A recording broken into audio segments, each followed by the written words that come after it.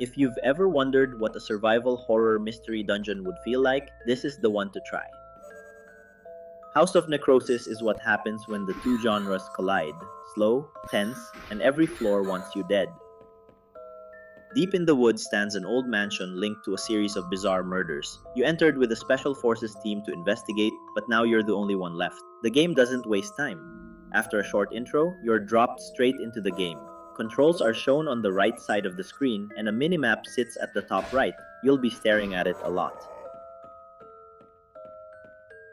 Each floor is randomly generated and you spawn in a random spot every run. You move, uncover the map, pick up items, and fight enemies as you go. Everything you do counts as a turn: moving, attacking, or using items. When you move, enemies move too, but if you're already beside an enemy, you attack first before they can act. The same goes for using items. You act first, then they respond. You can play with either keyboard or controller. Movement works with WASD, while the arrow keys let you aim your character in a specific direction without moving, useful for lining up attacks or checking tiles safely. The game also supports a D-pad if you're using a controller. It actually feels closer to the old PS1 games that way, but the keyboard works just fine. I played the whole thing that way.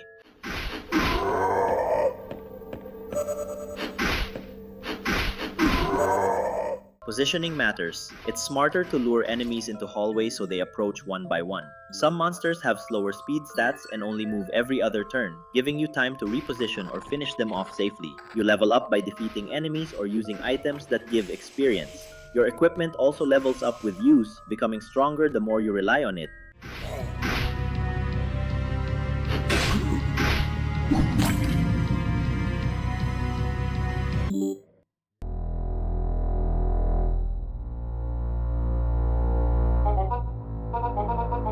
When you die for the first time, you wake up in a safe room. There's an NPC here who will function as your main merchant. You can buy gear, store items for later, or identify the equipment you found during your last run. The story is kept light, told through small pieces as you progress. Each chapter unlocks a new checkpoint with an NPC giving you a short bit of context about what is happening in the mansion. They'll also hand you the keys that open new doors deeper inside. It's simple, but it works. Enough to keep you curious without slowing down the gameplay. From the safe room, you head into the mansion's lobby. The large double door starts a run from the first floor. As you progress through the story, you'll unlock other doors deeper in the mansion. These serve as checkpoints, letting you start future runs from later floors instead of always beginning at floor 1. Every checkpoint has its own storage chest, so it's a good idea to leave extra gear there in case your next run goes bad. Combat is divided into two types: melee and range. There's a wide variety of weapons for both. Ranged weapons differ in how far they can shoot, but they all share one ammo type, which keeps things simple. You can sprint by holding shift to move faster and skip over floor items you don't want to pick up. Inventory space starts tight with only 12 slots, so you'll need to manage carefully. You can buy pouches from the merchant or find them inside the mansion to expand your bag. Traps are everywhere. They always show up on the minimap once you're standing next to them. If you attack the tile, you reveal the trap and its name. Some are actually helpful, like healing traps, so it's worth checking them as you go. Others are dangerous, like ambush traps that fill entire rooms with monsters.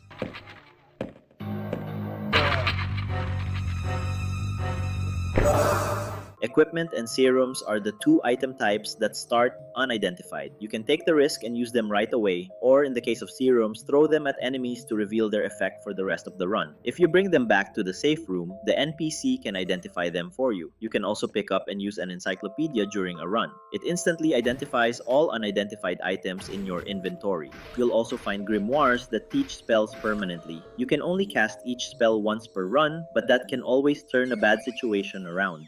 Spells like Cure or Warp have saved me a few times when I was cornered by enemies. Every boss floor locks the exit until you defeat the roaming boss, so you need to plan your approach. These fights hit hard and have their own mechanics, so rushing in rarely works.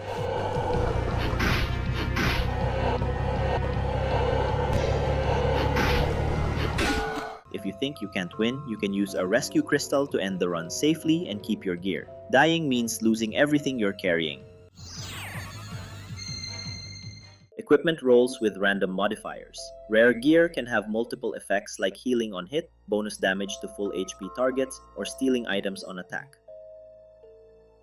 The game can get very difficult toward the later chapters, so you'll need to grind a bit for better gear and stock up on healing items if you want to survive. Runs can fall apart fast if you're not prepared.